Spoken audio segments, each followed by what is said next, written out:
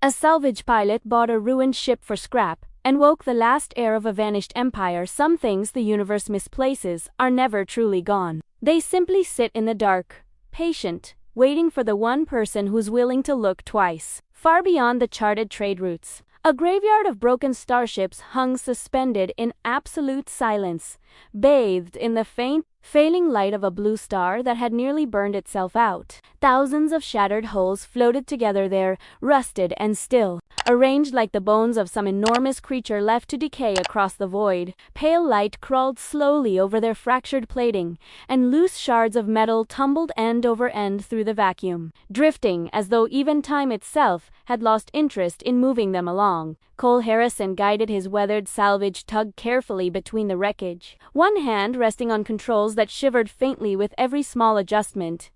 He'd long since stopped noticing. Every rattle and worn switch was a quiet reminder that his own ship wasn't so different from the debris surrounding him. A warning light blinked across the console. He silenced it without much thought and lifted a mug of coffee that had gone cold hours earlier, drinking it anyway out of habit rather than any real desire for it. There was nothing romantic about the work he did. While other pilots chased new frontiers or served under military banners, Cole scraped together a living, picking through machines that everyone else had already written off. Most days brought him nothing more than gutted engines, dead life support systems, and just enough scrap metal to keep his accounts from running dry for another few weeks.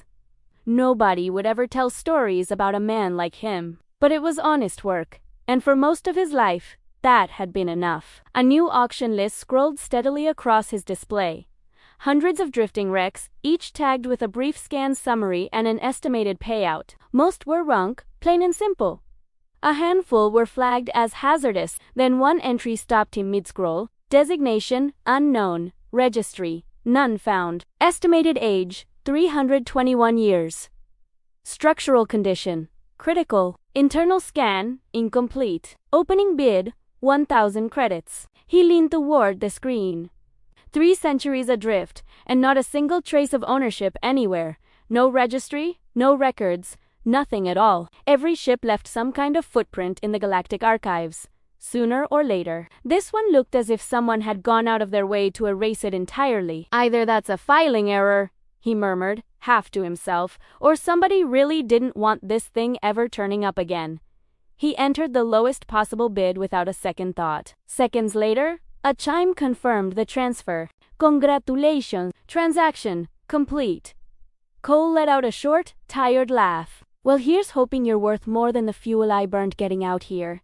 An hour later, his clamps locked around the mystery vessel. Up close, it looked far older than any readout had suggested. Its hull curved in smooth, graceful lines that belonged to a different age entirely, long before modern shipwrights had traded elegance for hard angles and armor plating. A fine layer of crystalline dust coated the silver surface, untouched despite centuries spent drifting through open space. Stranger still, there wasn't a single scar of impact anywhere on it. This hadn't been destroyed. It had been set aside deliberately, carefully, like something meant to be found later rather than lost. Cole cycled through the airlock and stepped into the dark interior. His flashlight swept across corridors built from pale alloy that hadn't dulled despite years of total neglect. There was no scent of decay anywhere, only a clean, metallic hush that felt almost intentional. The emergency lighting stayed dead, yet somewhere beneath the silence, he could make out a faint,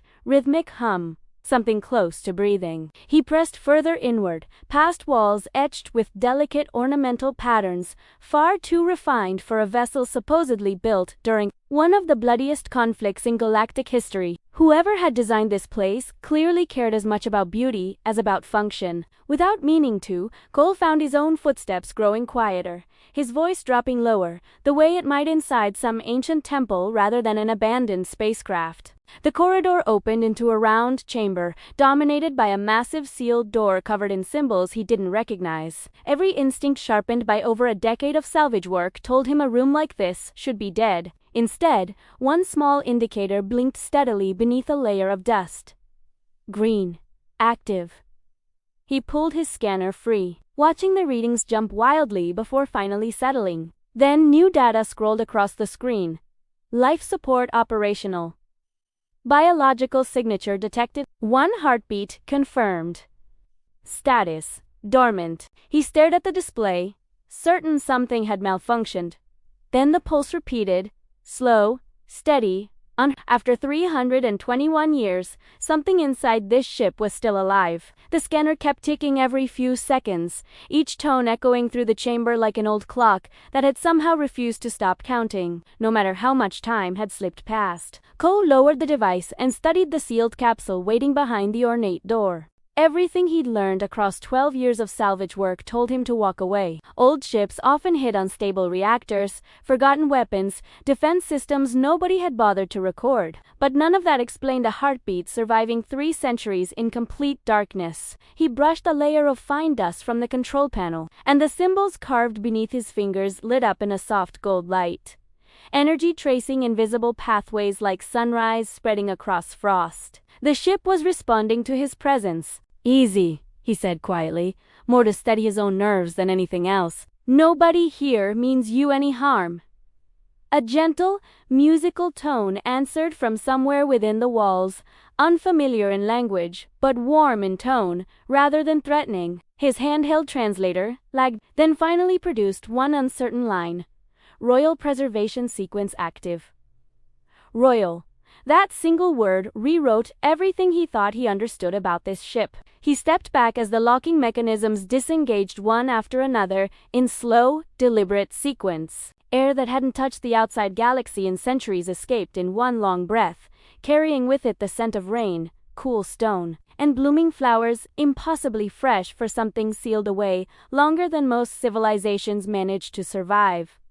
Light gradually filled the chamber ahead. At its center stood a transparent stasis pod, ringed by slender silver columns casting soft streams of blue light across the room. Inside rested a young woman who couldn't have been much older than her mid-20s. Her pale skin caught the glow surrounding her, and long silver hair drifted weightlessly in the stasis field. She wore an elaborately embroidered gown of white and gold, unlike anything crafted anywhere in the modern galaxy, and a slim circlet rested above her brow, its single crystal glowing faintly, as though it alone still carried the memory of a kingdom that no longer existed. She didn't look strange or otherworldly. She simply looked remarkable, the way a sunrise feels remarkable after an unbearably long, dark winter.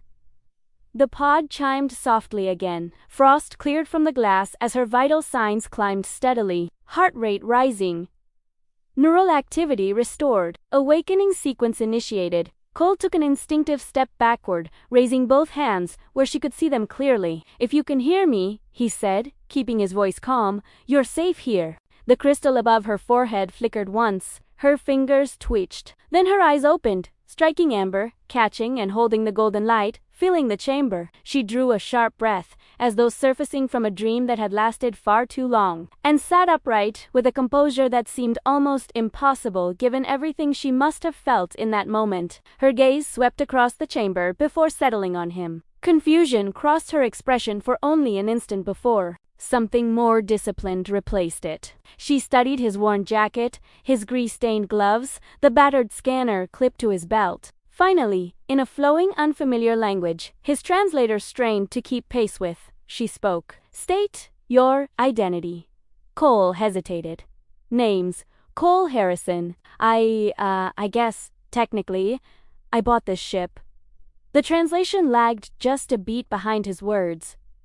Her eyebrows lifted slightly. She glanced past him, out through the damaged corridor toward the unfamiliar stars beyond, and her expression shifted from curiosity into something closer to disbelief. In a voice barely above a whisper, she asked the question that seemed to make the silence around them feel heavier than the vacuum outside. "Tell me, did the Veilless Empire win the war?" The question hung in the air, so quiet that even the ancient systems around them seemed reluctant to interrupt it. Cole studied her face, hoping he'd simply misheard the translation. He'd pulled mining rigs out from beneath frozen moons, hauled freighters free of asteroid fields, and talked down more than a few stubborn station officials, but nothing in his career had prepared him for a moment like this. He decided the truth was the only thing worth offering. "I don't know a gentle way to say this," he answered finally. "I've never heard of the Veilless Empire." She went completely still. Only the faintest movement in her eyes betrayed the storm gathering beneath her composure. "That's impossible," she whispered. "Every civilized world knows the Empire." Her gaze darted around the chamber, as if expecting familiar officers to walk through the door at any moment. Instead, she found nothing but quiet machinery, and a stranger standing in scuffed boots, stained with engine grease. She rose from the pod with a grace that centuries of stasis hadn't dulled in the slightest, her gown trailing across the polished floor as she crossed toward one of the crystal control panels. Her fingers moved swiftly across the ancient interface, and one holographic display after another flickered to life above the console maps, unfamiliar symbols, streams of elegant script. They glowed brightly at first. Then, one by one, the displays dimmed. Signal unavailable, archive disconnected. Military network not found. Colonial registry offline. Royal communication array inactive. Each notice appeared with a quiet, growing finality. She tried again. Nothing answered but silence. Cole stayed quiet, recognizing that particular look, the look of someone watching every plan they'd ever built, their hope around, simply dissolve in front of them. The last hologram faded into darkness, leaving only the soft hum of life support filling the room. She turned back to him, her earlier composure now replaced by something far more uncertain. "What year is it?" she asked. Cole checked his wrist display and told her. The number meant nothing to him personally. To her, it severed the last thread connecting her to everything she'd ever known. She repeated the date under her breath, as though each digit carried an impossible weight of its own. More than 300 years. She closed her eyes. When she opened them again, they looked older somehow, not in appearance, but in something far heavier than age. "Everyone I knew," the sentence broke off, left unfinished. Cole wanted to offer her some comforting possibility, some hope to hold on to. Instead, all he could manage was, "I'm sorry." She studied him for a long moment. "You could have lied to me," she said quietly. "Most people would have." He gave a tired half-smile. "Lies tend to fall apart faster than old engines do." Something in her expression eased, just slightly, not trust exactly, but perhaps the first quiet signs of it. She walked toward the observation window, gazing out at the endless field of wreckage drifting beneath the pale star. Thousands of forgotten ships floated there in solemn silence, each one carrying a story nobody remembered anymore. She rested a hand against the cool glass. "My father always believed our empire would outlast the stars themselves," she murmured. Cole stepped up beside her, keeping a respectful distance between them. "Stars outlast empires," he said, "but sometimes people outlast whatever history expects of them." For the first time since waking, Princess Iria Vales turned to face him fully. Grief still clouded her expression, but somewhere beneath it, she realized something. He hadn't looked at her once as a prize, a relic, or a crown to be claimed. He'd simply seen someone who had just lost absolutely everything she'd ever known. There was no true morning in deep space, but the faint light of the dying star filtered through the fractured panels, giving the old vessel a sense of life it hadn't held in centuries. Cole spent the next several hours doing the one thing he genuinely understood. Working. Sleeves rolled up, he pried open panels that hadn't been touched in generations, and crawled beneath humming conduits, flashlight clenched firmly between his teeth. Old power relays needed careful stabilizing before they failed completely, and the environmental systems demanded delicate rebalancing to keep both vessels safely connected. The steady clink of his wrench against stubborn bolts echoed down the corridors like a slow, deliberate pulse. Iria watched silently from the doorway. She had expected soldiers, technicians, servants, anyone but a single man handling the work of an entire repair crew alone, using nothing but his own 2 hands. Eventually, she stepped closer. "Where are your repair drones?" Cole glanced up, mildly puzzled. "Sold the last one about 3 years back." "Then, who performs the precision work?" "Usually, just me." Another bolt gave way with a sharp click. "Takes longer this way. Costs a lot less, too."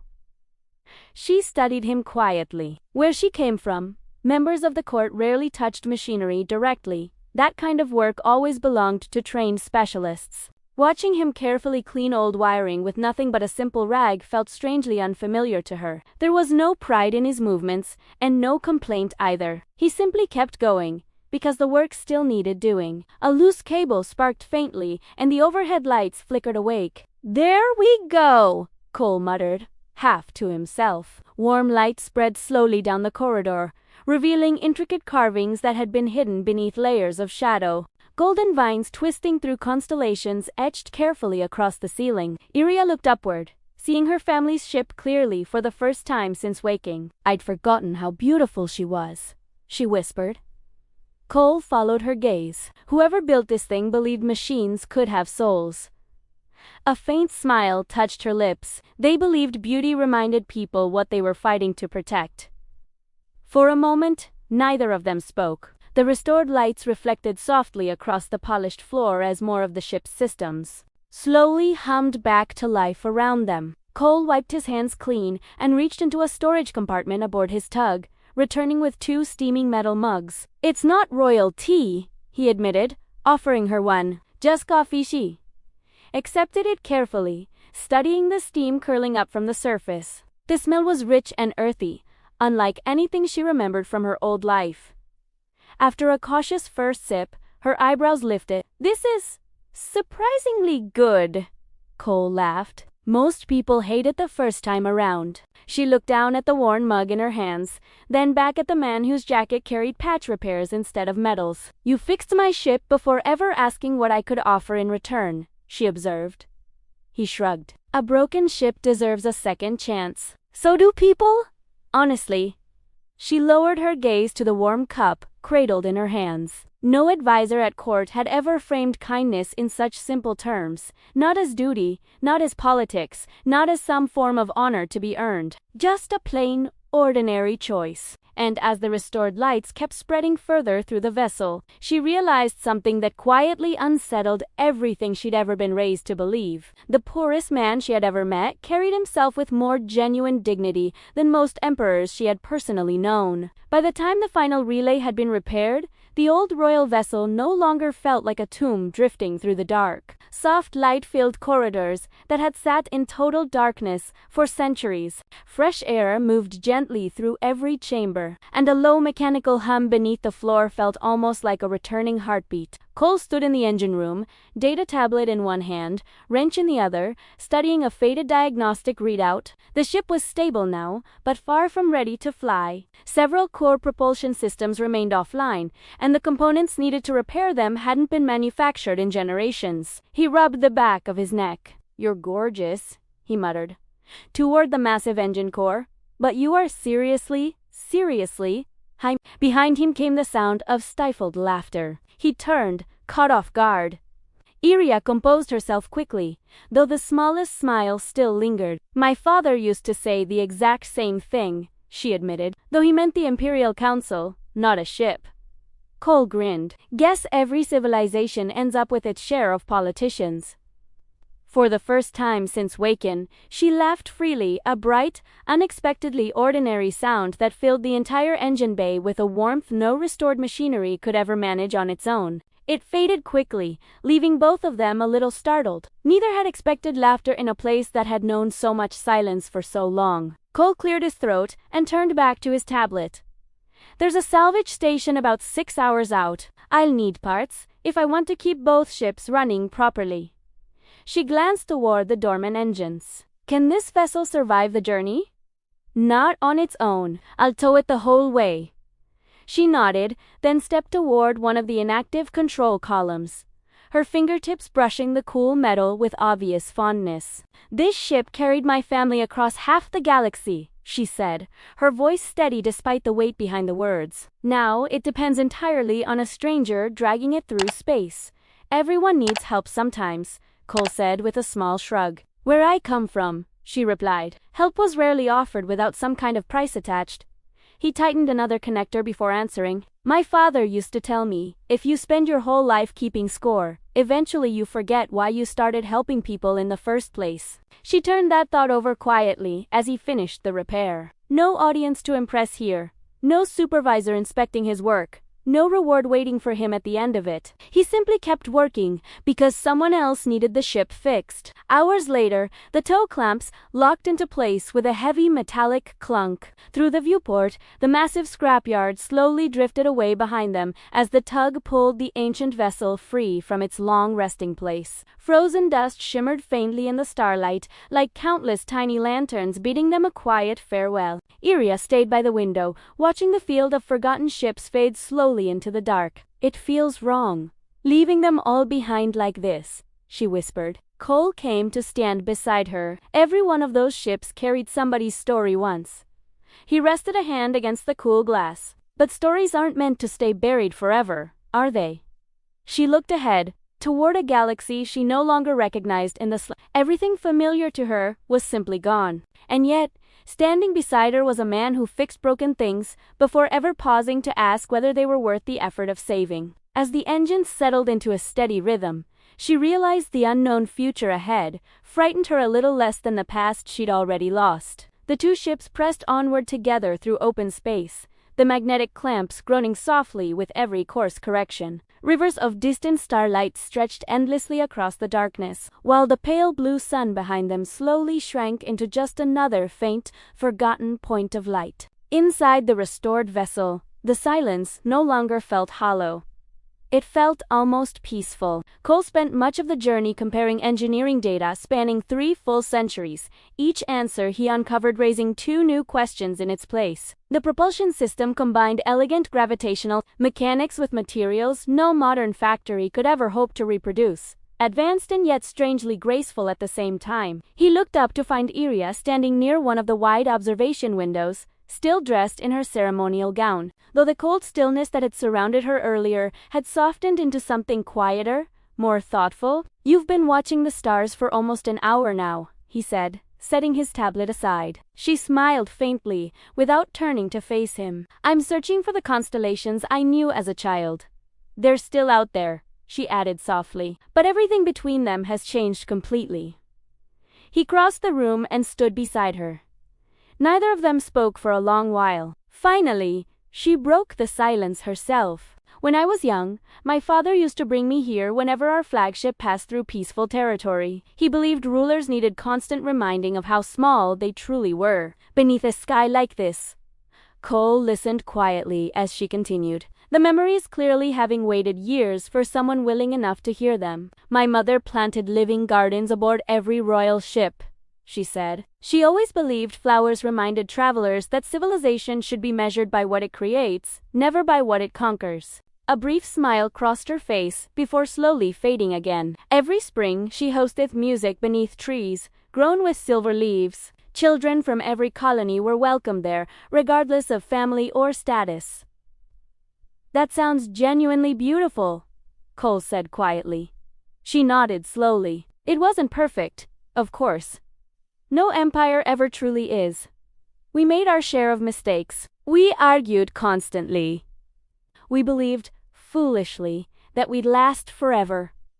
Her voice quieted further still. "I never once imagined that memory alone would end up being the very last thing left of us." Cole leaned against the window frame, arms folded loosely. "Back on Earth, my father used to repair old fishing boats for a living. He always told me people die twice. Once when they actually pass away, and again, later, when nobody's left to remember their stories anymore."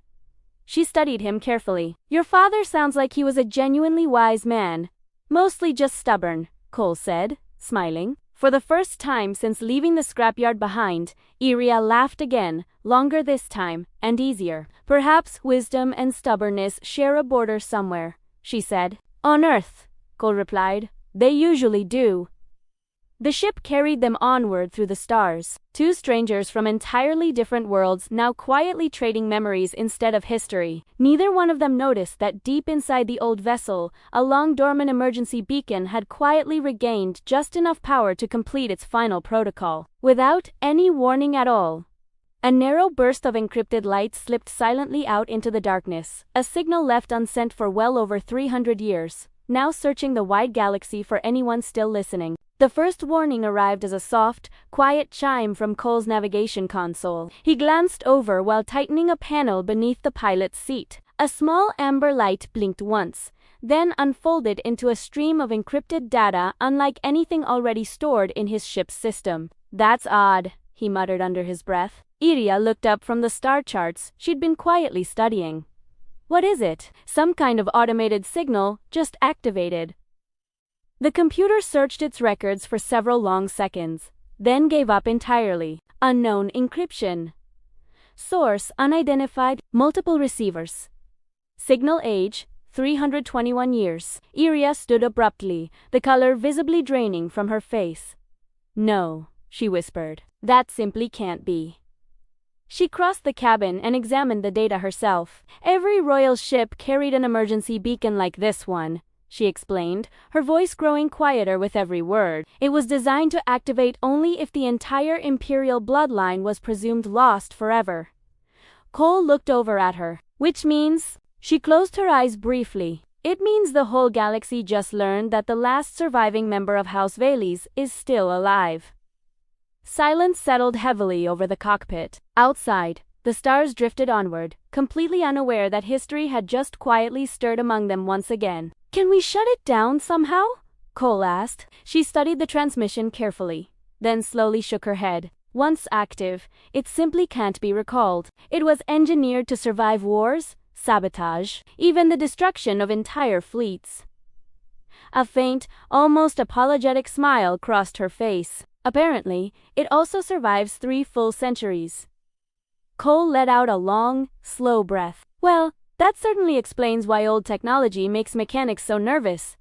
Instead of laughing along with him, Iria's expression darkened as she stared out toward the stars. "If anyone out there still remembers my family's name, they will absolutely come looking for me." "Friends of yours?" Cole asked it. She hesitated for a moment. "Perhaps others, though, may come looking for entirely different reasons." Cole understood without needing any further explanation. Anything rare enough eventually draws attention, and not all of that attention is ever good. He quietly adjusted their heading without another word. "This station's still our best shot at finding parts," he said finally, "but we're definitely not announcing our arrival on the way there." She watched him plot several manual corrections, steering well away from the usual traffic lanes. "You're doing all this because of me, eh? Know that? 11. Because asking questions later usually beats causing problems right now." She studied the man sitting in the worn pilot's chair, someone with absolutely no real obligation to protect her, yet calmly choosing the longer, more difficult path anyway, simply out of caution. Hours slipped by as they crossed a quiet, empty stretch between the established trade corridors, distant nebulae painting soft streaks of blue and silver light across the cockpit windows. Cole finally broke the long silence between them. "Whatever happens next, nobody gets to make decisions for you, but you." She turned to face him. "What exactly do you mean by that? And if you'd rather walk away from all of it completely, that's your call too." She lowered her gaze, quietly absorbing words that nobody had ever offered her before in her entire life. Her whole upbringing had been built around nothing but duty and sacrifice. And yet here was someone quietly placing her personal freedom above any inherited destiny at all. Before she could respond, another alert sounded sharply through the cockpit. Long-range sensors had just detected 3 unidentified ships emerging from hyperspace, nearly 12 million miles out, not especially close yet, but on a course pointing directly along the fading trail of the ancient beacon signal. The 3 unknown ships remained distant for now, little more than faint silver flecks against the surrounding darkness. Still, every fresh scan confirmed the same uneasy truth. They weren't simply drifting by coincidence. Their trajectory kept adjusting with careful, quiet precision, tracking the fading beacon trail with unsettling accuracy. Cole cut engine output sharply and steered both vessels into the shadow of a wide asteroid belt, circling an uncharted dwarf planet nearby. Massive walls of ice and dark stone surrounded them completely, scattering sensor reflections in every direction at once. It wasn't a perfect hiding place by any means, but it bought them valuable time. The engines dropped to a near-total silence, the ship itself seeming to hold its breath along with them. Iria watched the tactical display without saying a word. "They are searching for something," she said quietly. "Then we'll make sure that search is difficult," Cole replied, manually disabling several automatic transponders that most civilian pilots typically left running out of habit. The cockpit grew noticeably darker as non-essential systems powered down, one after another. Outside, the ancient royal vessel trailed silently behind the tug, nearly invisible against the surrounding wreckage of ice and drifting stone. Several long minutes passed before the first distant ship crossed into sensor range. Then a second followed close behind. Then a third, spreading out wide, sweeping large sections of open space with slow, methodical patience. "Do you recognize their design at all?" Cole asked Kate. She studied the silhouettes carefully on the display, then slowly shook her head. "No. 3 centuries changes far more than just governments. Apparently, perhaps they don't even know exactly who they're searching for," she added softly. "Perhaps they only picked up the signal itself, nothing more." Cole considered that possibility carefully. Legends had a way of quietly turning into prizes over enough time. The words "last princess of House Valey's" could mean treasure, influence, lost technology, or absolutely nothing at all, depending entirely on whoever was out there searching. He wasn't about to let complete strangers make that particular decision before she ever got the chance to make it herself. Without any further hesitation, he reached across the panel and cut the beacon completely from the restored power grid. The transmission died instantly and completely. "That won't undo whatever already escaped," Iria observed quietly. "No," Cole agreed, "but there's no good reason to keep handing them a fresh trail to follow."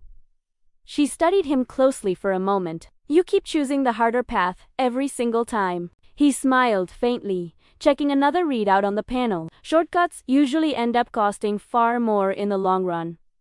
A peaceful quiet settled between them once again as the 3 distant ships continued their methodical search pattern outside, completely unaware that the very people they were hunting were watching them from behind a wall of drifting ice. Later, Iria walked quietly through the softly lit corridor toward the ceremonial chamber where she had first woken. The circlet still sat on its pedestal beside the now empty pod, glowing faintly in the low light. It represented everything she had once been absolutely certain of: authority, history, obligation, none of which felt quite as solid or certain to her anymore. She held the circlet in her hands for a long, quiet moment before finally carrying it back to the cockpit and placing it carefully inside a small storage compartment near Cole's console.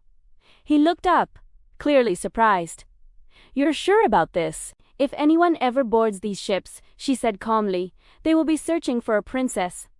Her eyes met his directly. "They will never think to check inside a mechanic's toolbox." Cole laughed softly and closed the compartment shut. "That might genuinely be the safest royal vault in the entire galaxy." She smiled at that, and this time, the smile reached all the way to her eyes. "I trusted crowns my entire life," she said. "Today, I think I trust people just a little bit more." Beyond the frozen asteroid field, the unknown ships eventually drifted onward, still chasing a signal that had already gone completely silent while inside one small, unremarkable salvage tug. The very last symbol of a fallen empire rested quietly among tools that smelled faintly of machine oil and honest, ordinary work. 3 days later, the salvage station finally emerged from the darkness ahead, glowing softly like a small constellation shaped entirely by ordinary hands, rather than any royal ones. Freight ships lined up patiently along the docking lanes.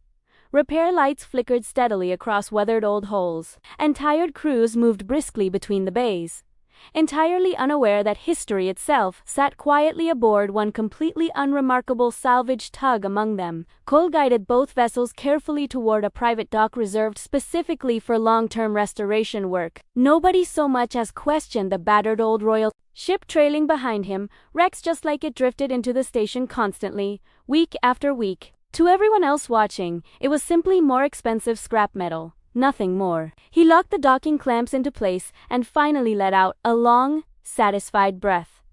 "We made it," he said quietly. Iria stood beside him, watching through the window as dozens of ordinary people loaded cargo, repaired engines, shared coffee together, and helped one another haul heavy equipment across the busy hangar floor. No guards stood watch anywhere. No banners announced anyone's bloodline. Every single person there seemed to matter. Simply because they existed, nothing more required. "There's no palace here at all," she observed quietly.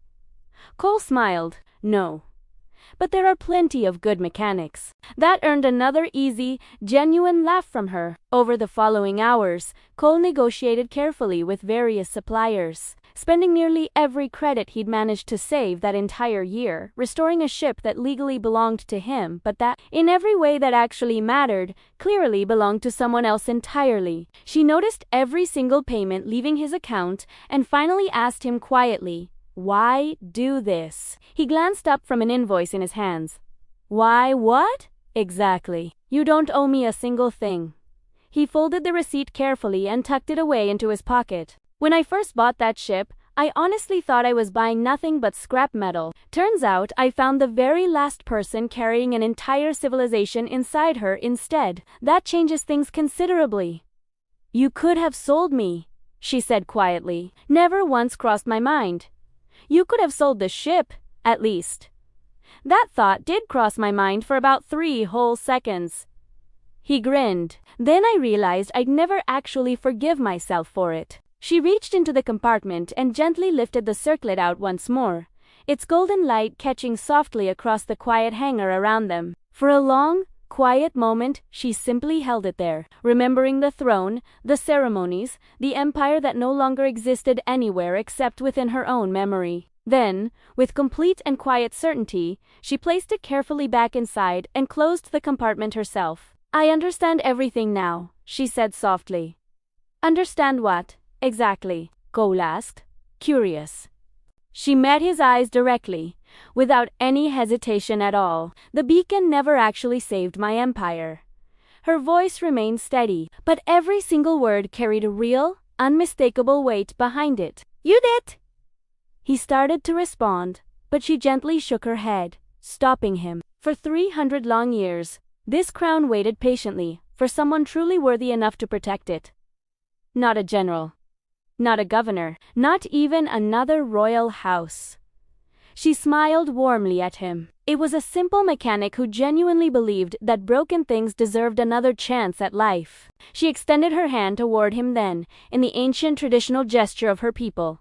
Not as a ruler greeting some lowly subject, but as one true equal offering it freely to another. "Cole Harrison, if House Valey's has any future left at all, I choose that future freely, right here and now. Not because you happened to find me, because you never once tried to own me." Cole accepted her hand with the very same quiet respect that had guided every single decision he'd made since first opening that forgotten, sealed capsule. Outside the hangar, ordinary workers continued repairing ordinary ships beneath ordinary lights, completely unaware that the very last princess of an entire fallen empire had just quietly turned away from a throne built purely on bloodline, choosing instead the simple, honest decency of the man who had originally bought her forgotten starship as nothing more than scrap. Through the open hangar doors, the fully restored royal vessel caught and reflected the soft station lights, gleaming proudly beside the small, scarred little salvage tug resting next to it. And for the very first time in more than 300 long years, the last ship of House Valey's no longer looked abandoned in the slightest. It finally, truly looked like it had found its way home again.